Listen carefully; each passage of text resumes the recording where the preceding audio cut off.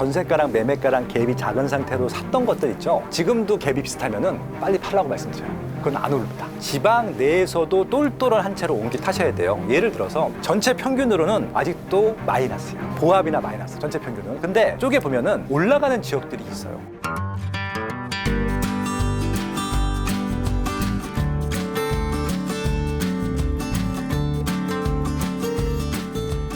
안녕하세요. 스마트튜브 부동산조사연구소 김학렬 주장입니다. 저는 부동산 수요조사를 하는 사람이고요. 리서치 베이스로 부동산 시장을 읽고 여러분들이 도움이 될 만한 정보들만 콕콕 뽑아서 전달해드리는 역할을 하고 있습니다. 아울러서 스마트튜브 TV, 유튜브가 있는데요. 구독도 부탁드립니다. 감사합니다.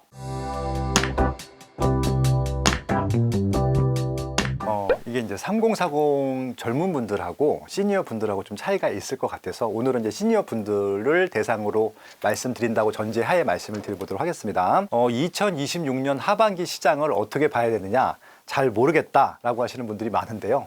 저도 모르겠어요. 왜 모르는지 말씀을 드릴게요. 다분히 있거든요. 다분히 있는데 이게 어떻게 보느냐에 따라서 그리고 내가 어느 지역에 살고 있는지 어떤 부동산에 관심이 있는지에 따라서 완전히 결과가 다르게 나오는 거예요. 지금 평균으로 보면은 안정된 시장입니다. 근데 평균은 평균일 뿐이잖아요. 그러니까 평균은 올라가는 데도 있고 내려가는 데가 있을 텐데 그거의 평균이 안정이면은 어떤 지역은 많이 올라가는 것이고 어떤 지역은 많이 빠지고 있다는 얘기거든요. 그래서 만약에 여러분들이 올라가고 있는 지역은 예를 들어서 집이 있는 분들은 조금 뭐 뿌듯함을 느끼실 수 있을 것 같고 올라가는 지역에 집이 없으면은 포모 현상을 또 느낄 것 같고요. 지금 주식시장처럼. 그리고 올라가지 않는 지역들은 이걸 지금 어떻게 봐야 되는지라고 생각하시는 분들도 있고 또 그냥 그러려니 하시는 분들도 있을 것 같아요. 그래서 지역과 여러분들이 주택이 있느냐 없느냐에 따라서 다양한 의견들이 나올 수 있다 이렇게 말씀을 드립니다. 일단 전체 평균으로 말씀드리는 건 의미가 없기 때문에 개별 사항으로 말씀드릴게요. 강남, 상구, 용산구 같이 입지가 좋은 지역들은 거래량은 많지는 않을 겁니다. 이제 물건들이 묶이는 시간들이 됐어요. 이제 5월 9일 이후로 이제 다주택자 물건들도 안 나오고 있고 6월 1일 재산세 부과 기준일인데 이미 지금 갖고 계신 분들 6월 1일자 이후부터는 재산세를 내야 되기 때문에 내년 5월 31일까지는 그냥 소유하는 겁니다. 그래서 거래량이 많지도 않고 매물이 많지 않은 상황에서 정상적인 거래가 되고 있는데 아시다시피 많은 뉴스에서 보시는 바와 같이 수요는 많은데 공급이 적어요. 그래서 미미한 신고가는 이루고 있다라고 하는 것이 상위권 지역들이고요. 지금 문제가 생긴 지역들이 하위권 지역인데 그냥 정상적인 시장이었으면 여기는 계속 정지였었을 겁니다. 예를 들어서 상위권 지역에 아파트 가시면 웬만한 지역 아파트들이 뭐 30억, 40억, 50억 이런데 하위권 지역은요 지난 거의 10년 동안에 5억, 6억대 아파트가 굉장히 많았거든요. 근데 이게 문제가 생긴 게 상위권 지역들은 올라갔다 내려갔다 반복하면서 지금 뭐 여기서 3월대, 4월대는 조정이 되기도 했는데 강남 같은 경우는 하위권 지역들은요 지난 2년 동안 시세가 한 번도 오르고 있지 않다가 최근에 오르기 시작했어요. 오르기 시작한 이유가 상위권 지역에 물건이 없다 보니까 특히 전월세가 없다 보니까 하위권 지역으로 막 수요가 몰리고 있는 거예요. 그러다 보니까 예전에는 9억 원이 안 됐던 6억 원, 9억 원 사이에 있던 아파트들이 지금 12억 원, 15억까지 올라간 거죠. 그래서 이런 추세들이 한동안 지속될 것처럼 보이고 있거든요. 그래서 하위권 지역에서 이사를 가실 분들은 조금 서두르는 게 맞을 것 같고 지금 하위권 지역도 서울 같은 경우 물건이 없어서 경기도, 인천까지도 이사를 가고 있다는 것들만 기억해 두시면 좋을 것 같습니다. 그래서 하반기 시장에서 주목해야 될 부분들은요. 상위권 지역들은 대출이 많이 안 나오는 지역이기 때문에 이제 돈이 있는 분들만 알아서 계약을 하시는 것들이고 하위권 지역은 그래도 대출이 나오고 있는 시장이기 때문에 젊은 친구분들이든 하위권에서 좀 밀려오신 분들이든 요 수요층들이 모여서 수요가 많아지고 있어서 어쩔 수 없이 시세가 조금 올라갈 것 같아요. 이게 서울 하위권, 경기도 중상위권까지 얘기고요. 지방은 여기와 상관없어요. 그냥 정지라고 보시면 됩니다. 네.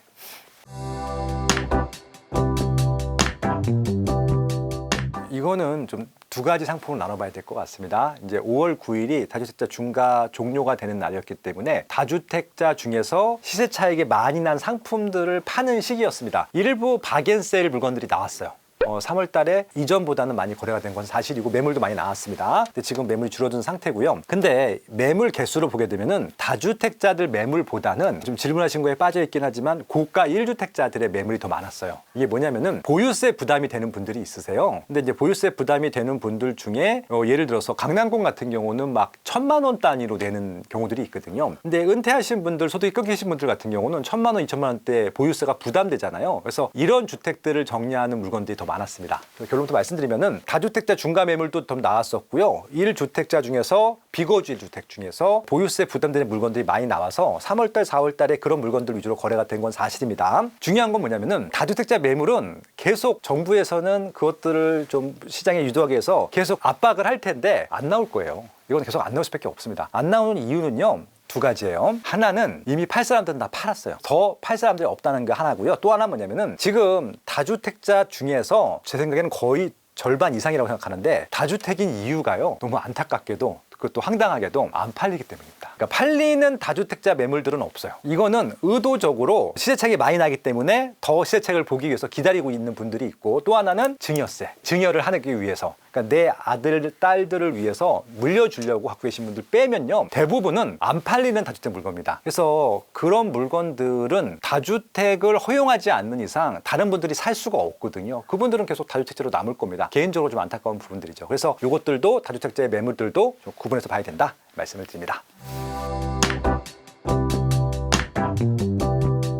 이건 이제 파는 사람 입장과 이제 사는 사람들이 있을 텐데요. 파시는 분들은 그냥 무조건 파는 게 맞고 싸게라도 파는 게 맞고요. 내가 산 가격 따지지 말고 지금 시장에서 살 수 있는 가격대로 내놓는 게 제일 중요합니다. 그분들은 빨리 정리하는 게 맞아요. 이번 기회를 활용해서. 근데 문제는 다주택자들은 그런데 1주택자 분들 중에서도 비거주 주택자들을 파시려고 하시는 분들이 있거든요. 그분들은 한번 고민해 보셔야 될 것이 이거를 팔고 나는 어떻게 할 것인지에 대해서 한번 진지하게 고민을 해보실 필요가 있어요. 무슨 얘기냐면은 이 집을 팔면 난 무주택자가 되는 분들이 있습니다. 무주택이 되려고 하는 이유가 두 가지인데 하나는 보유세 부담 때문에 그다음부터 임차로 살려고 이건 조금 생각을 좀 많이 해보시라는 말씀을 드리고 싶고요. 또 하나는 지금은 무주택자들만 집을 살 수 있기 때문에 무주택 조건을 만들어서 집을 살려고 뭐 이런 분들은 그렇게 하라고 말씀을 드립니다. 근데 제가 지금 우려하고 있는 게 뭐냐면은 이 집이 부담스러워서 파는데 뭐 나중에 또 사면 되지라고 단순하게 접근하시는 분들이 있어요. 근데 지금 이 집을 팔았을 때 3년 후든 5년 후든 10년 후든 이 집을 다시 살 수 있을 거라고 확신을 하실 수 있나요? 저는 못 하실 거라고 생각하고 있고요. 절대로 입지가 괜찮고 이런 집들은요. 파는 순간 다시 못 삽니다. 그래서 팔기 전에 한 번만 더 고민하라는 말씀을 좀 드려보고 싶은 것들이고 그러다 보니까 이제 이거 한번 정리를 해볼게요. 정부에서는 1주택자, 다주택자 매물 중에서는 더 팔 게 없기 때문에 나올 게 없기 때문에 비거주 1주택자들 매물을 팔기 위해서 기회를 줬잖아요. 근데 시장에 매물이 많이 나올 것이냐? 이미 지금 그 제도가 시행되고 있는데 매물이 계속 줄고 있어요. 근데 왜 줄고 있을까? 안 파는 거예요. 왜 안 팔까요? 제가 말씀드린 그것 때문에 그렇습니다. 이걸 파는 순간 이 물건을 살 수가 없기 때문에 그렇거든요. 그래서 그만큼 똘똘한 것들은 비거주 1주택자라 하더라도 안 팔 거고요. 심지어는 만약에 비거주 1주택자에 대해서 보유세를 더 강화할 겁니다 라고 얘기하는 순간 실거주로 들어올 겁니다. 그러면은 임차 세대가 줄죠. 그러니까 임차인들만 또 밀려나야 돼요. 그러니까 더 악순환이 반복되는 겁니다. 그래서 아무래도 팔지 않을 가능성이 높다. 그렇게 좀 정리해 보겠습니다.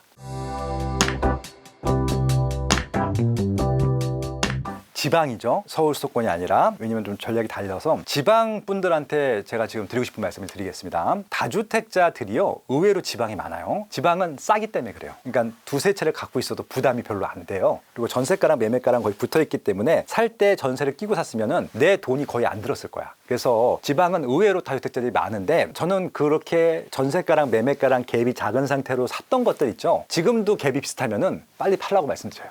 그건 안 오릅니다. 그래서 지금 말씀하신 대로 그것들은 다 정리하고 지방 내에서도 똘똘한 한 채로 옮기 타셔야 돼요. 예를 들어서 지금 대표적인 지방 도시 중에 제일 큰 지역이 부산이고 두 번째 큰 지역이 대구예요. 이 지역에 시세 변화가 좀 생겼습니다. 전체 평균으로는 대구든 부산이든 아직도 마이너스야. 보합이나 마이너스 전체 평균은. 근데 쪽에 보면은 올라가는 지역들이 있어요. 예를 들어서 수성구라고 하는 지가 있습니다. 대구의 대장인데 수성구는 작년 한 해 동안에 인기 있는 아파트들이 지금 심하게 오른 건 5억이 올랐고요. 2, 3억씩은 다 올랐어요. 거기만 올랐어. 다른 지역들은 마이너스. 근데 평균으로 보합, 약보합이 되는 겁니다. 그래서 지금 말씀드릴 게 바로 그겁니다. 수성구가 왜 올랐느냐? 지방도 다주택을 하면은 규제를 받습니다. 그러면은 지방도 한 채만 해야 되거든요. 한 채를 하는데 이분들이 경험상 올라갈 주택들이 뭔 줄 알아요. 그러면 똘똘한 채로 가는 거죠. 쌀 때. 그래서 수성구가 10억이 안 될 때 사가지고 지금 다 10억이 넘어갔거든요. 네, 그런 부분들. 수성구에는 W라고 하는 아파트가 있고 힐스테이트 버머라고 있는 아파트가 있는데 그게 10억 가까이 내려왔다가 지금 16억 16억, 18억까지 올라갔거든요. 그런 아파트가 좋은 거예요. 그래서 지방에서도 더 올라가기 전에 그런 아파트, 준하는 아파트를 따라 사시라는 말씀을 드리고 싶은 것들이고, 수성구 다음에는 중구에 있는 아파트들이 아마 똑같이 움직일 겁니다. 거기까지는 입지가 좋은 새 아파트들은 접근해 보실 필요가 있을 것 같고요. 제가 오늘 그러니까 지금 현재 주목하고 있는 지방 입 중에 가장 관심 있게 보는 게 부산이에요. 부산. 울산은 작년에 좋았어요. 시장이 많이 올랐고, 수성구는 수성구만 올라가지고 평균적으로 안 보이는데, 부산은 아직도 안 좋거든요. 미분양도 많고. 근데 해운대구랑 수영구가 최근에 막 오르기 시작했습니다. 요 지역 내에서 똘똘한 한 채를 선택하실 분들은 지금 들어가셔야 돼요. 더 늦으면 많이 올라갑니다. 그 이유 중에 하나가 수성구랑 해운대, 어떻게 보면 부산과 대구의 양대 산맥들인데, 지금은 수성구가 더 비싸요. 해운대 입장에서는 자존심이 상한 거예요. 왜냐면은 우리가 100만이 더 많은데 너네가 더 상급지라고 비싼 이유가 있느냐라고 하는 거죠. 그래서 아마 하반기 때는요, 어차피 부산은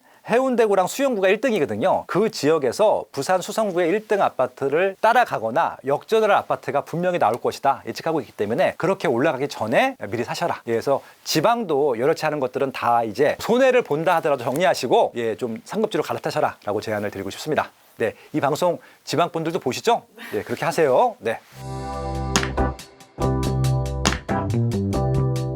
저는 달라지지 않을 거라고 봅니다. 달라질 이유가 하나도 없어요. 그러니까 달라진다라고 하는 것이, 지자체장이 뭔가 특별한 조치를 했을 때 달라질 것이 있다라고 하면 달라질 수 있을 텐데, 지자체장이 할 수 있는 것은 극히 일부입니다. 예를 한번 들어볼게요. 주요 도시 중에서 제일 큰 도시는 서울입니다. 서울보다 큰 도시는 없어요. 압도적이죠. 서울시장이 국민의힘 오세훈 시장이었어요. 그래서 이제 아마 정원호 후보가 되던 오세훈 시장이 되든 할 텐데, 오세훈 시장이 최근 2선을 했거든요. 최근에 물론 중간에 보궐로 들어오긴 했지만, 근데 국회의원과 정부 행정은 민주당 쪽이었었죠. 정책은 그쪽에서 다 만들고 어떻게 보면 시행하는 곳이 서울시였단 말이죠. 하나도 달라진 게 없잖아요. 그래서 지자체장이 할 수 있는 것은 지역 조례 바꾸는 것들이거든요. 그래서 좀 허용 용적률을 조금 더 주던가 인허가를 조금 짧게 해주고, 이것밖에 못 하는데 근본적인 해결이 안 돼요. 왜냐면은 제일 중요한 부동산의 이슈는요, 세금과 대출이거든요. 이 부분들에 대한 키를 정부가 갖고 있기 때문에 이 부분들이 같이 만나서 시너지가 나오기 전까지는 할 수 있는 게 지자체장들이 없습니다. 그래서 이번 지방선거에서는 할 수 있는 게 별로 없습니다. 다만 조금 속도를 빨리 해주거나 아니면 사업성을 좀 좋게 해준다든지 이런 측면으로 공약을 많이 했던 그런 후보자들이 당선된 지역들은 주목해 볼 필요가 있겠죠. 그렇게만 팁을 드리겠습니다. 네.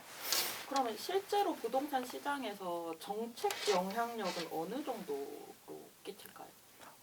단기적으로 보면은 굉장히 결정적인 역할을 합니다. 일단은 수요를 묶어두는 거니까요. 작년 1년 동안에 거래가 거의 안 됐어요. 이게 무슨 얘기냐면은, 일단 투자자들은 집을 못 삽니다. 아예 못 산다고 보시면 됩니다. 이거는 정책 때문이거든요. 그러니까 정책이 투자자들을 없앨 수 있어요. 이거는 정말 강력한 파워가 있다고 봅니다. 그리고 실수요자들도 위축을 시킬 수 있죠. 그래서 지금 위축이 돼 있는 상태입니다. 그래서 지금 지난 1년 동안의 정부가 한 일을 보면요, 부동산으로 들어가는 돈을 철저하게 막았어요. 대출 규제, 세금 규제로. 그 돈을 어디로 돌렸느냐? 주식 시장으로 돌렸습니다. 그래서 이런 말들 많이 들어보셨을 겁니다. 머니 무브라고. 부동산에 있는 돈을 주식으로 머니 무브 시키겠다라고 하면서 다주택자들 매물들 판 것을 주식으로, 그리고 전세 살던 사람들도 월세로 좀 이렇게 어떻게 보면은 그쪽으로 조금 유도를 하면서 또 주식으로 하다 보니까, 이재명 정부 취임 때가 2,500포인트 정도 됐었는데 지금 8,000포인트가 넘었단 말이죠. 그럼 이 얘기는 거의 3배 정도 넘었는데, 이 돈은 부동산으로 들어갔어야 될 돈, 또 혹은 코인으로 들어가야 될 돈들이 주식으로 다 유동성이 몰린 것들이거든요. 그래서 좀 이렇게 잘 된 겁니다. 근데 이것이 정권 내내 지속될 것이냐라고 물어봤을 때는 그렇지는 않을 것 같아요. 왜냐면은 주식이나 코인은 사도 되고 안 사도 돼요. 그렇죠? 근데 부동산은 이사를 가야 돼. 자가든 임차든 이사를 가야 되기 때문에, 내가 규제 때문에 응축되고 거래량이 위축됐던 시기로 따지게 되면 1년, 2년은 참을 수 있는데 2년에 한 번씩은 임차인들은 이사 가는 고민들을 해야 되거든요. 그 수요까지 막을 수는 없다. 투자 수요가 아니기 때문에. 그래서 단기적으로는 영향이 굉장히 파괴력이 있는데, 중장기적으로는 영향력이 생각보다는 1순위는 아니라는 얘기고요. 없다는 얘기는 아니고, 그러니까 한 2, 3순위로 되는 것들이고요. 궁극적인 부동산의 가장 큰 영향력은요, 공급입니다. 수요 공급이기 때문에 수요 공급만 보시는 것이 더 중요하다 말씀을 드립니다.